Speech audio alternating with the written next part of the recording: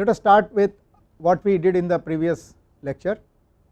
So we mentioned the various mechanisms of carrier transport, particularly semi-classical carrier transport, which we want to explain and for which we want to develop a model. So we mentioned about drift, diffusion, thermoelectric currents. Then we talked about velocity saturation, negative resistance, velocity overshoot and ballistic transport. Then we began qualitative modeling of these transport mechanisms. The first step was to model the equilibrium under the semiconductor under equilibrium. So that is what is the topic of lecture today also, bulk of a large semiconductor under equilibrium. In the previous lecture we mentioned about the particle approximation. So we said that we will regard the semiconductor as consisting of particles, namely electrons, phonons, holes and photons hovering about randomly around fixed impurity atoms located in random locations. Now the next important thing that we should mention about a semiconductor equilibrium is generation recombination processes. We will abbreviate generation by G and recombination by R. So generation recombination processes involve an electron hole pair. So when we talk about generation, we are talking about generation of an electron hole pair. When we talk about recombination, we are talking about recombination of an electron hole pair. Now where can the generation recombination process take place? Now there are two types of generation recombination processes. A generation recombination process can be direct or it could be indirect. A direct process is one which can occur anywhere, for example in gallium arsenide. The indirect process on the other hand is one which can only occur at select defect or impurity sites, as it happens in silicon or germanium. To explain that pictorially, suppose this is a semiconductor sample and wherever an electron and hole meets, a recombination can occur, then it is called direct. Now this is the kind of situation in gallium arsenide. On the other hand, in silicon there are some locations where you have defects or particular type of impurity sites, they are called deep levels. So only at these select impurity sites or defects, if an electron and a hole meets, then recombination can occur. So this is an example of this is how indirect recombination occurs. So we can link the direct and indirect recombinations to the nature of the band gap, right, direct band gap, indirect band gap. Now this was also done in the first level course. We will mention here that usually in semiconductors where direct recombination dominates, the recombination rate is high because recombination can occur anywhere. On the other hand, in semiconductors where the recombination method is indirect, since it can only happen at select sites which have deep impurity levels, the recombination rate is less. So this is natural. The next point about generation recombination, what are the implications of equilibrium? So first implication is that at any instant for every electron hole pair generated, an electron hole pair recombines elsewhere. So the meaning of equilibrium is that if this is a semiconductor sample and suppose at some location an electron hole pair has got generated. So we will show a hole by a circle and electron by a solid circle or a dot. Now if at any instant electron hole pair has got generated here, then at some other location an electron hole pair must be recombining. Okay, that is the meaning of equilibrium, because for every process there is an inverse process going on at the same rate. So it is like you are looking at the sky, at some point a star appears and at the same instant somewhere else a star is disappearing. So that is a kind of situation, it is like fireworks. Now the next point about equilibrium is shown on the slide, point 2. Every process of electron hole pair generation is balanced by its recombination counterpart. So you can have three processes by which generation or recombination can happen. For example, generation can happen because of energy imparted by photons, that is called photogeneration. Generation can happen because of energy imparted by energetic electrons or holes, that is called impact generation or impact ionization. And you can have generation because of lattice vibrations, that is phonons. So that is called phonon assisted generation. So as the slide shows, equilibrium means that each of these processes of generation, namely photogeneration, impact generation and phonon assisted generation, should be balanced by the corresponding counterpart. So photogeneration is balanced by radiative recombination. So if generation happens because of energy taken from photons, then correspondingly recombination should also happen, wherein the energy is released as photons, energy and momentum is released as photons. Now if recombination is happening because of energy taken from electrons or holes, if generation is happening because of energy taken from electrons or holes, then you should have a corresponding recombination also taking place in the semiconductor, wherein the energy is released to electrons and holes.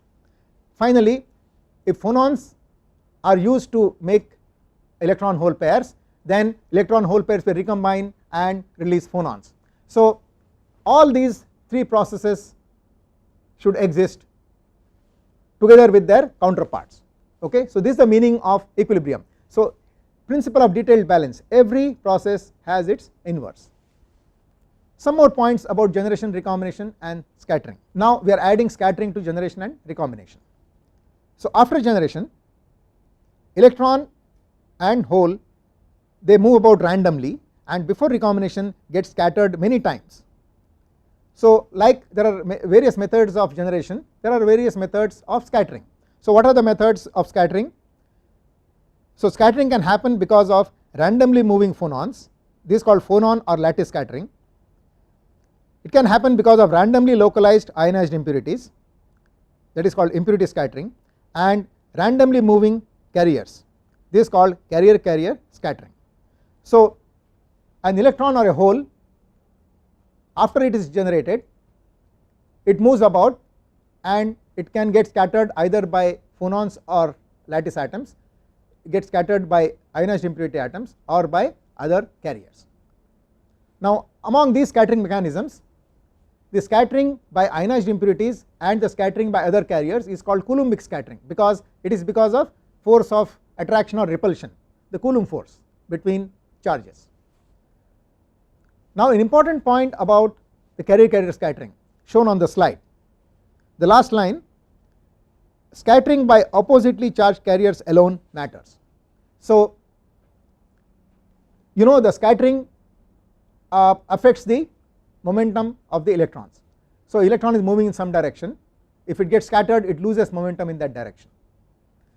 Now therefore it is important to understand which type of scattering will affect the current.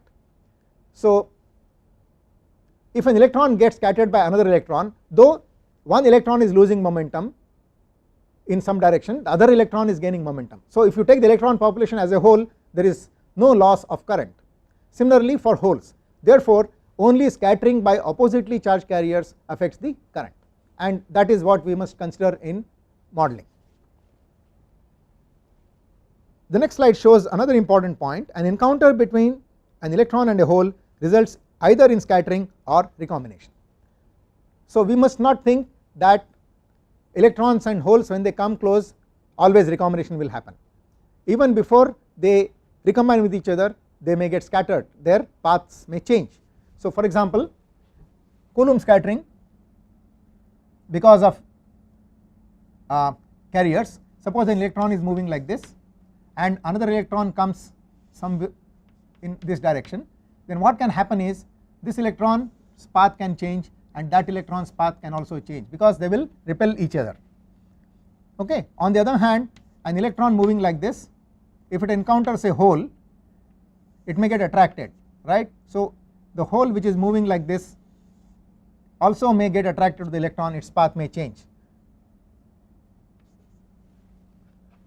Ionized impurity scattering, there is a ionized impurity, let us say it is positively charged, a hole is moving like this, as it comes near the impurity its path changes. Okay. So these are the various mechanisms of scattering. Now what we are saying is an electron and hole, if they bump into each other and get really close, then they may recombine, otherwise they will only scatter. Now generation, recombination, scattering, putting all this phenomena together, the picture looks like this as shown in this slide. So here we are considering an n-type semiconductor. The red path, the path in red color here is that of an electron,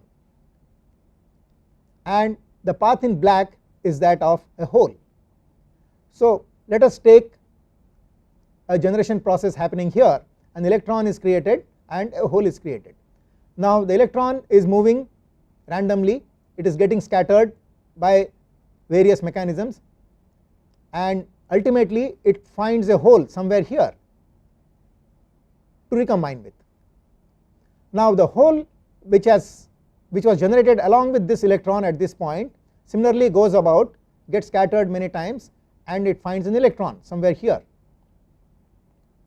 Now the important point to note here is that between generation and recombination there are many scattering events.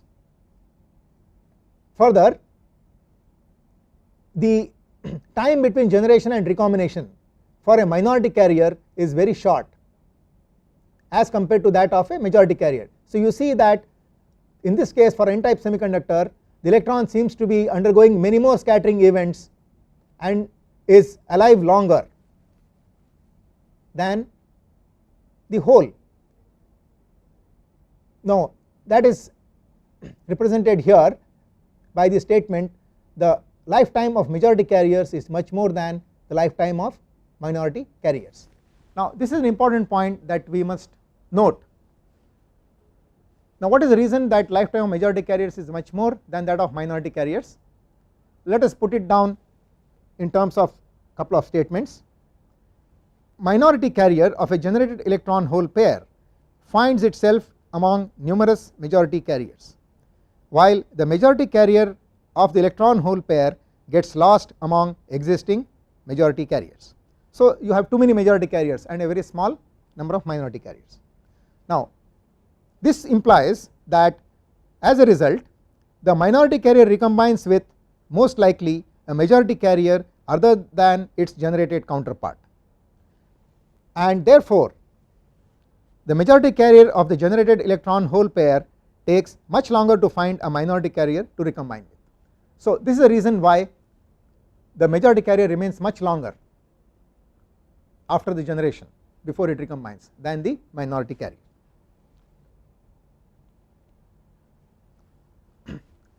Now we need to discuss why the mechanism of scattering has to be treated quantum mechanically.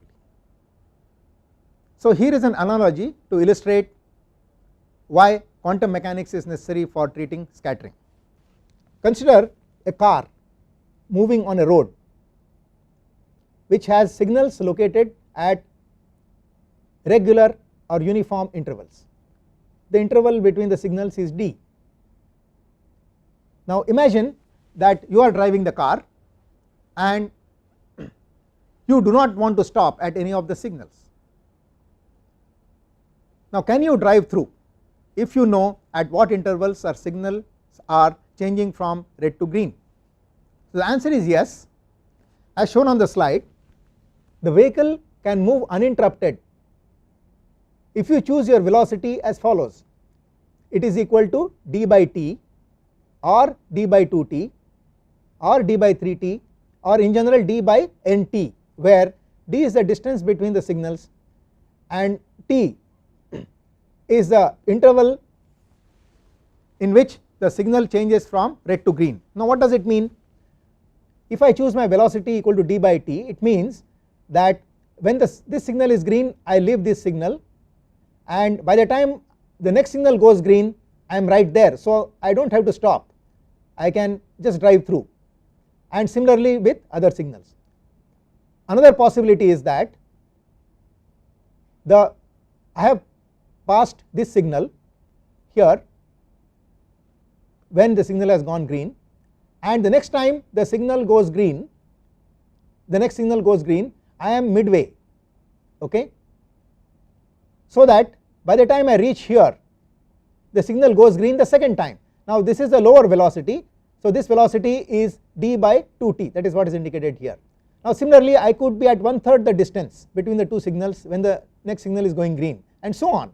So this is how I can choose my velocity, okay. Certain velocities if I choose, if the signals are located at regular intervals and if they are changing from red to green also at regular intervals, I can drive through without any interruption. Now consider another situation shown in the slide. Now suppose signals are located at random intervals.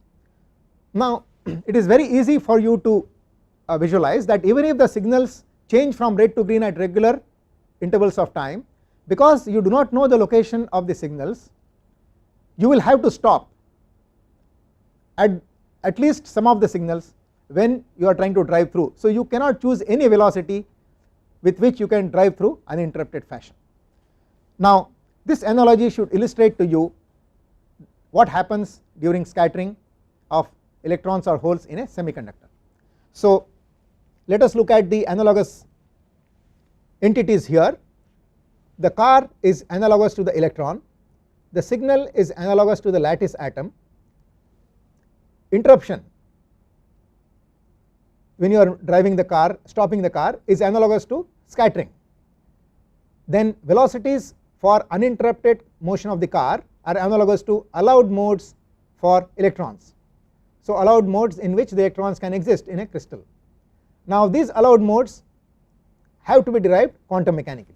For example, you know from the courses that you have undergone that electrons can occupy only certain allowed energy levels in a semiconductor, in an electronic system. So that is what we mean by allowed levels.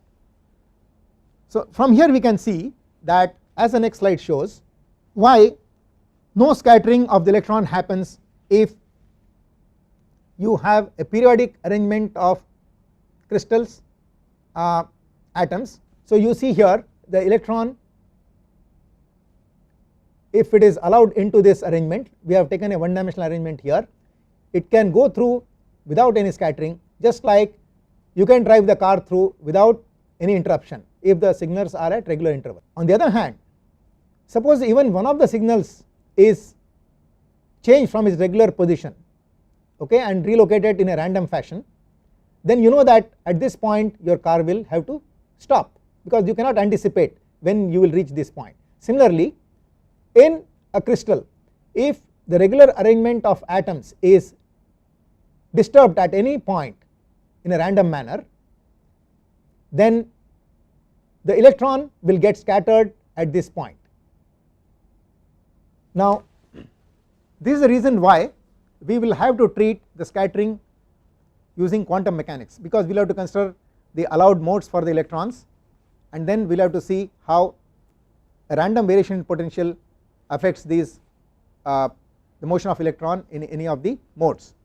So supposing you thought about the problem classically, then what would your result have been? Now in classical terms, whenever an electron is coming near an atom, it will come under the influence of the atomic potential, and therefore it should get scattered, right, whenever electron comes near any atom. So independent of whether all the atoms are arranged regularly or not, classically speaking, an electron coming near any of the atoms gets scattered independent of the arrangement of the other atoms. But we know this is not correct, because motion of an electron in a crystal is not affected if the arrangement of the atoms is regular, if the potential is periodic. Now this is what quantum mechanics says. So that is why we should not look at scattering classically, okay. To further emphasize this point, if you take a silicon crystal at t equal to 0, then it will not scatter a perfect silicon crystal, okay. There are no impurities, there are only silicon atoms, and it is a perfect crystal, therefore they are all regularly arranged, there are no atomic vibrations, no random vibrations. So in such a case, if you let an electron into the crystal, it will not get scattered, whereas classically speaking you would imagine that there are so many atoms of lattice, and if an electron is let into this arrangement, then at least some of the atoms are going to change the direction of motion of the electron, but that is not correct. So this is the reason why you have to treat scattering quantum mechanically. And other important point that comes about is scattering happens only if there is random change either in time or in distance of the particular entity that is scattering. Now that is why this previous slide is very important. Here we have said that an electron or hole, they move randomly and get scattered because of randomly moving phonons, randomly located ionized impurities, randomly moving carriers. So please understand that it is the randomness associated with these entities that is responsible for scattering. Now we do treat scattering in a classical way after deriving from quantum mechanics that if, for example, the ionized impurity is located in random fashion, then it will scatter. So once you derive the fact that scattering will happen, then scattering itself can be treated in a classical manner. Now let us look at the macroscopic picture, the implication of equilibrium.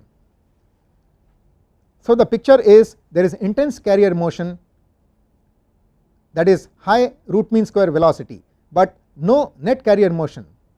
Okay, so this is the picture under equilibrium, the macroscopic picture, the big picture, that there is intense activity at any temperature greater than 0 K. You have carriers moving about randomly at high speeds. So that is what is meant by intense activity, but there is no net carrier motion. The word net here is important. In other words, you cannot identify any direction, particular direction in which the carriers are moving. They are moving in all different directions. Therefore let us explain this net carrier motion in terms of more statements. So following quantities are 0. So net carrier flux averaged over a large semiconductor cross section. So this means, suppose this is the semiconductor and you take any cross section, large, which means this length is large. I am showing it in 2 dimensions. Then if I find out how many carriers are moving from left to right in this direction and how many are moving in the other direction, I will find the rate at which carriers move or cross this plane from this side to that side is the same as the rate at which the carriers cross from this side to the other side. Okay, that is the meaning so of no net motion. So this is one interpretation of the statement no net motion. Another interpretation, the carrier velocity averaged over a large number of carriers at any instant or a long duration for any particle or any carrier, the particle here should be interpreted as a carrier, is 0. Okay, so what does this mean? Supposing I take a snapshot of the velocities of carriers at any instant of time.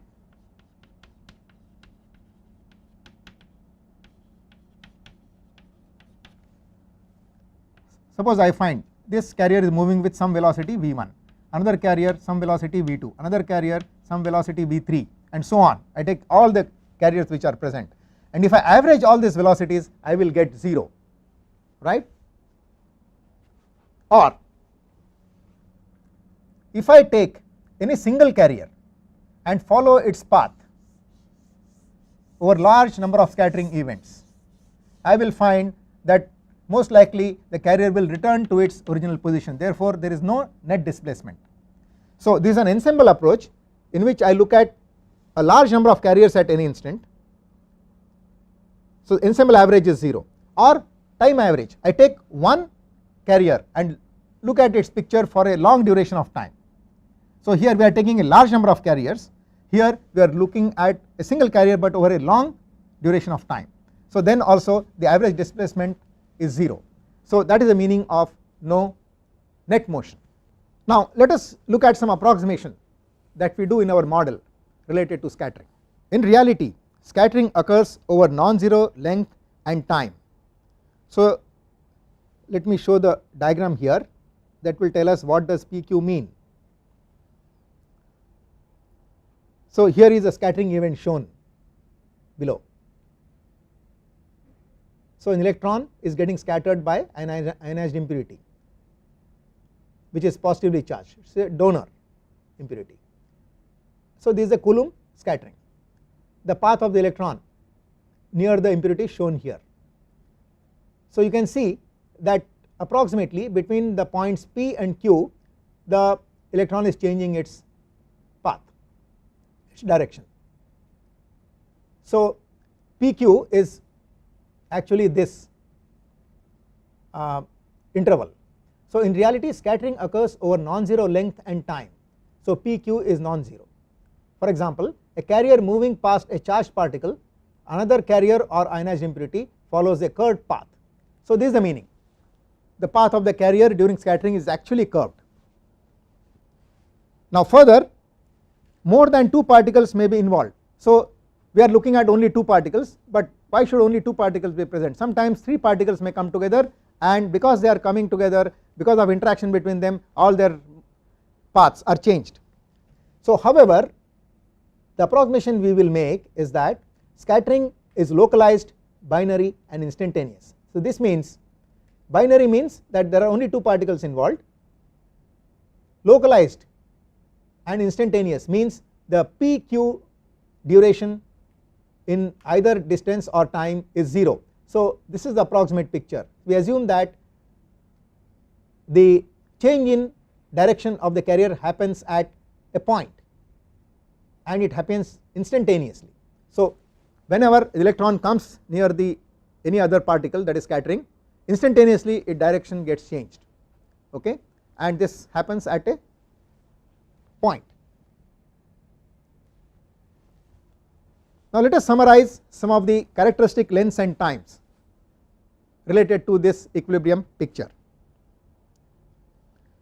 Now before we talk about the lengths and times, let us talk about the root mean square velocity or thermal velocity. Now what is the meaning of the word root mean square? So at any temperature greater than 0 K, we know that the carriers will move out randomly, and therefore we can associate a velocity or speed with the carrier. Now there are different types of averages. For example, in this case when we talked about the average, saying there is no net motion, we talked about simply summing up the velocities taking into account the directions. Now as against this kind of an average, which is an arithmetic average, right, so that is V1 plus V2 plus V3 and so on divided by, so up to Vn, let us say there are n particles, by n, where you are taking into account direction, right. Now this is an arithmetic average of the velocities.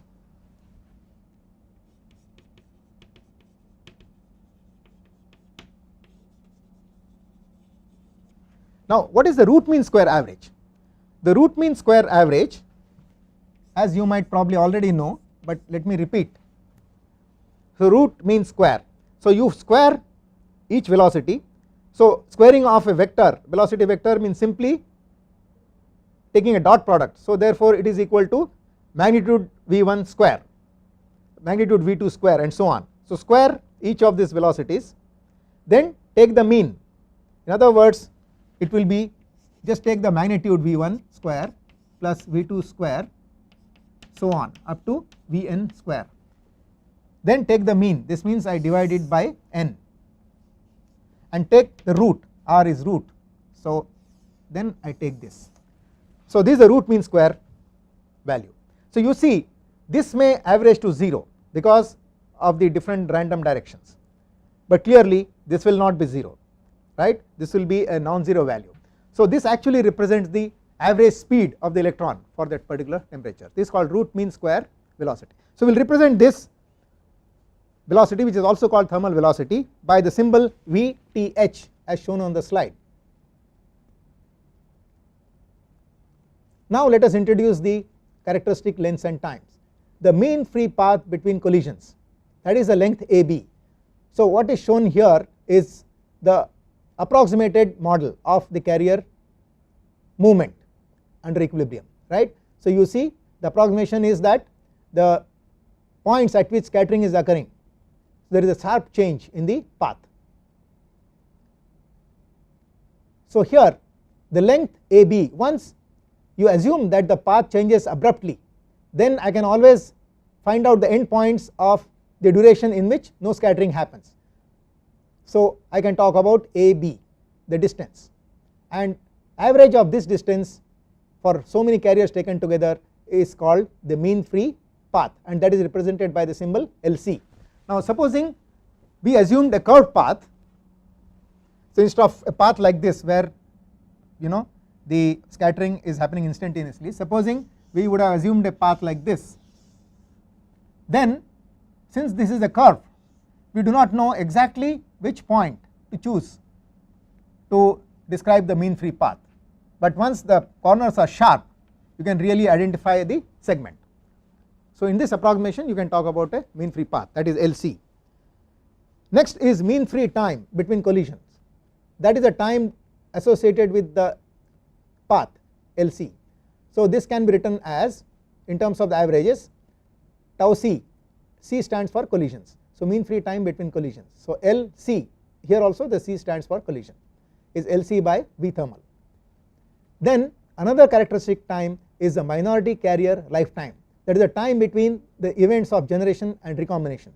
So here in this graph, for example, the diagram, the red arrow shows the electron and the black the hole. So here a generation event has taken place, and somewhere here you have a recombination, so the hole is meeting an electron. So the duration between this G and R for the minority carrier, in this case holes, because we are considering an n-type semiconductor, so this is called minority carrier lifetime. Now evidently this will be greater than the mean free time between collisions, because many collisions take place from generation to recombination.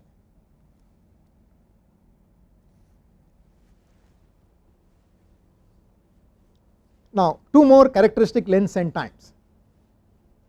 These are associated with relaxation to equilibrium of directed energetic carrier beam due to scattering by bulk carriers. So as shown in the slide, imagine that there is a beam of, let us say, electrons which have momentum in a particular direction, and this beam is let into a population of electrons and holes and maybe a semiconductor and all other things that are present like ionized impurities and so on under equilibrium. Imagine this is a hypothetical situation. Let us assume that the beam is really its momentum is really small, so it is a very small beam as compared to the number of carriers and so on, right. So it is like a very very small river flowing into a very vast ocean. That is the kind of situation you are imagining here. At t equal to 0 the beam is let in. Now you may get a doubt, if you are having electrons all together, will they not repel each other, and how can you have all of them moving exactly in the same direction? Will the beam not diverge? Yes, in practice the beam does diverge, but here we are making the assumption that such interactions are neglected. So you do have all electrons moving in the same direction. Now what will happen to this beam? So you will find that after some collisions the beam would have lost its momentum. So you see the speed of the individual electrons is still the same as shown by the length of these arrows. So length of these black arrows is the same as the length of the arrows here, to emphasize the fact that the speed is the same. In other words, the energy has not really changed, but because of the scattering events the direction of the electrons has been randomized. Now if you take all electrons in random directions, then you sum up their momentas, then the net momentum can become close to 0, though each of the electron has an energy, but their directions are such that their momenta are cancelling each other. Now that is what happens here after some collisions, and after many more collisions now they will lose their energy as well or their speed as well, that is shown by the smaller arrows here. So the beam of electrons having a momentum first loses its momentum and then loses its energy. In other words, the energy relaxes much later than the momentum. Now this is not at all difficult to visualize why it should be so. So for example, you know that if I hit a ball against a wall, the ball will return in ideal situation with the same velocity with which I hit the wall. Okay. So in other words, the ball's momentum has changed, its direction of motion has changed, but its energy is still the same. Now that is the kind of thing we are talking about here, that many scattering events will not change the energy of the particle, though definitely it will change the momentum. In scattering, momentum will definitely get changed, the path of the electron or hole, whatever it is, gets changed. Okay. Now this is the reason why the momentum relaxes very quickly, but the energy itself is lost after many more collisions. So we can say as follows: some scattering mechanisms are non-isotropic, that is, some collisions deflect carriers by small angles and so do not affect momentum.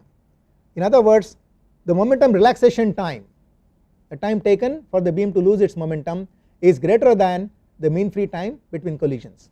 Okay. So now we are trying to relate the momentum relaxation time and energy relaxation time between among themselves, as well as to mean free time between collisions, which we introduced earlier. So what we are saying is that just as some collisions do not affect energy, there are some collisions which do not affect momentum to the same extent. Okay. So though at the end of the scattering event the path of the electron will change, but in some scattering events the path does not change too much, therefore in other words momentum has not been lost to that same extent. Now this being the case, there would be collisions after which the momentum will still remain, and therefore the momentum relaxes later than after the momentum relaxation time is more than the mean free time between collisions, because there are some collisions which do not affect momentum. Then there are many more collisions that the carrier has to undergo before it relaxes energy, therefore the energy relaxation time is more than the momentum relaxation time. Now that is what is shown here in the slide. Many scattering mechanisms are elastic, that is, many collisions affect carrier momentum without affecting carrier energy, and therefore energy relaxes later than momentum. So tau E is more than tau M. Finally, tau M and tau E depend on scattering options which are functions of P naught, that is the initial momentum of the carrier, or kinetic energy, and this can be derived from quantum mechanics. So the scattering rate has to be derived from quantum mechanics. You recall that we have mentioned that scattering event has to be treated quantum mechanically and it cannot be done classically, therefore the scattering rates have to be derived from quantum mechanics. In other words, the mean free time between collisions, the momentum relaxation time, the energy relaxation time, all these quantities have to be derived from quantum mechanics.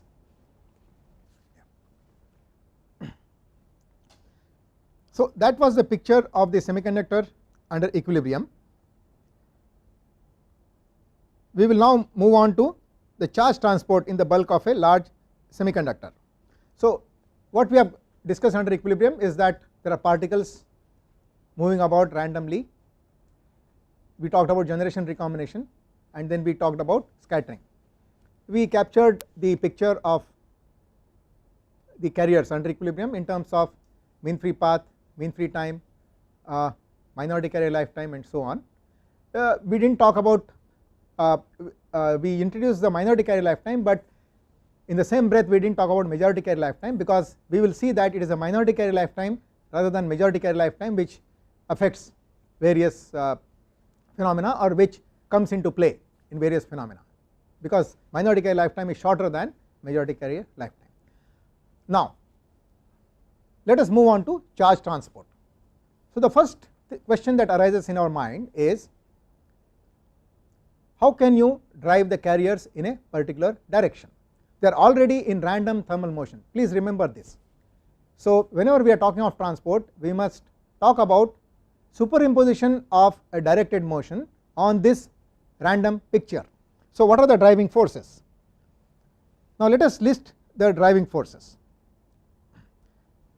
Now charge transport under a variety of excitations can be visualized as the result of 6 coupled fluxes. Now all the 6 are not necessarily driving fluxes as such, but these are the fluxes which are present during carrier transport. So these are the electric flux, the magnetic flux, the heat flux, which can be regarded as really the driving forces, and the consequences are electron flux, hole flux, and the displacement current or displacement flux. Now notice that the quantities listed here, the d, b, q, jn, jp, jd are all quantities per unit area, per meter square. So that is why they are all called fluxes. Now let us look at the picture in more detail and set out the interactions between these fluxes. This is done in the next slide. So as shown here, the electric flux, the magnetic flux, and the heat flux, they all drive the carriers, resulting in Jn, Jp, and Jd, that is the electron flux, the hole flux, and the displacement flux. Now what is important to realize is the coupled nature of these fluxes. Now these fluxes themselves set up their own electric flux, magnetic flux, and heat flux, okay, and these fluxes interact with the driving fluxes that you have applied, and that is how the complete picture is built up. Now how can you have Jn, Jp, Jd setting up fluxes? Well, you know that whenever there is a current, there is a magnetic field around the current, right? Similarly, whenever there is a displacement current also, there is a magnetic field around it. So that is how you are getting the magnetic flux here. Now similarly, when the carriers are moving, they can drag the phonons along, and that is how you can have a heat flux created by the carriers.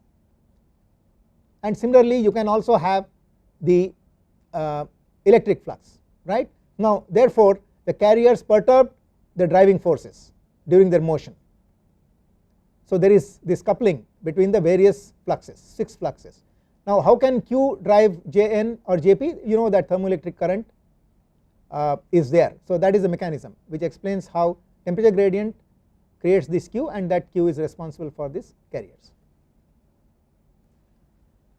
Now we shall use the electric field which has the units of volt per meter in place of the electric flux or displacement, that is d, which is given by epsilon into E.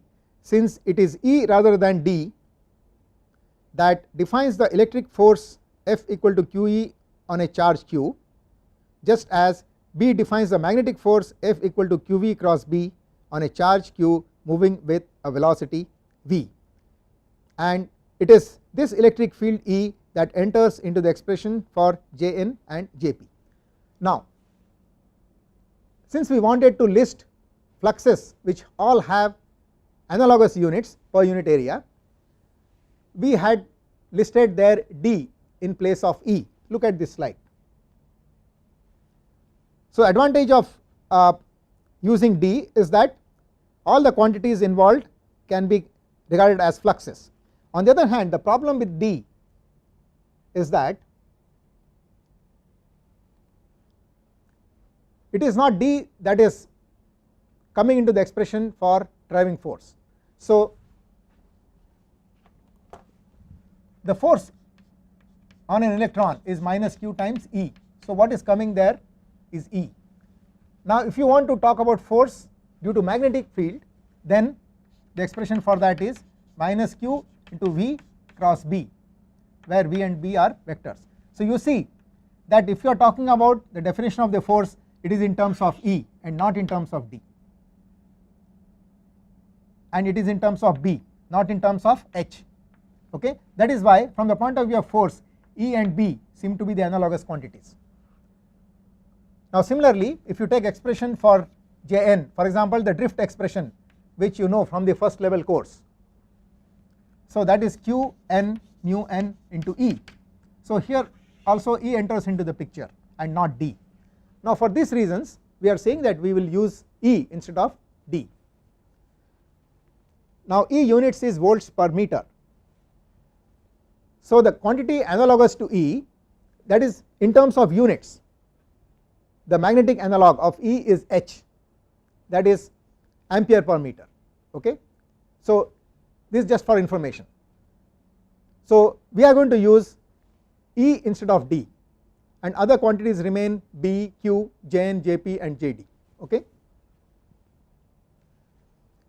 Now as the slide shows, since the word flux is replaced by field when using E in place of D, we refer to the 6 quantities E, B, Q, Jn, Jp and D as flows rather than fluxes, because now we cannot use the word flux. It may be a misconception, it may result in misconception. So now our picture is modified as E1, B1, Q1 driving Jn, Jp and Jd, which in turn set up their E2, B2, Q2 which interact with E1, B1 and Q1. The picture consisting of these 6 fluxes all coupled to each other is rather complex. So to proceed further, we will have to make some approximations. Now the series of approximations that we make here will be discussed in the next lecture. Since we are towards the end of this lecture, let us summarize the important points from this lecture. So we began this lecture with a discussion of the equilibrium condition.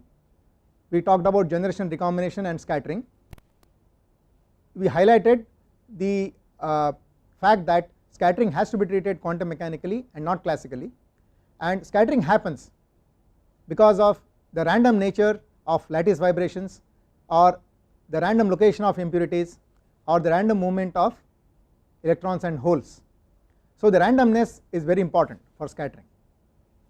We also made an approximation related to scattering, that though when the scattering is happening the carrier follows a curved path, we said that we will assume that the carrier changes its direction abruptly.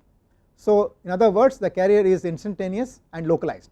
We also said that we will consider only scattering between 2 entities, so therefore scattering is binary.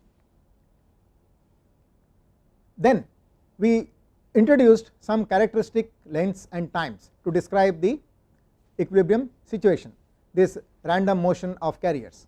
So we talked about mean free time between collisions, we talked about mean free path between collisions, and then we talked about momentum relaxation time, energy relaxation time. Then we also talked about the lifetime of minority and majority carriers. So we said the majority carrier lifetime is much more than that of minority carriers. However, the minority carrier lifetime is the one which plays a role in various effects. Then we made an important observation regarding equilibrium, that though there is intense activity at any temperature greater than 0 K, there is no net motion in any direction of the carriers. We interpreted the net motion in several ways. Now after understanding this equilibrium situation, then we moved on to charge transport. So in charge transport you disturb the equilibrium and you superimpose a directed motion over the random motion of carriers. Then we said that the charge transport can be visualized as a result of 6 fluxes, namely the electric flux, the magnetic flux, the heat flux, the electron flux, the hole flux and the displacement current flux. So it is these 6 fluxes which interact with each other in carrier transport. Then we mentioned that instead of the vector D or the displacement or electric flux D, we will use the electric field E in all our modeling, because the force on charges is given in terms of E and the electric current expression also is given in terms of E rather than D. Now in the next lecture we will discuss the series of approximations that can be used to simplify this picture of 6 coupled fluxes.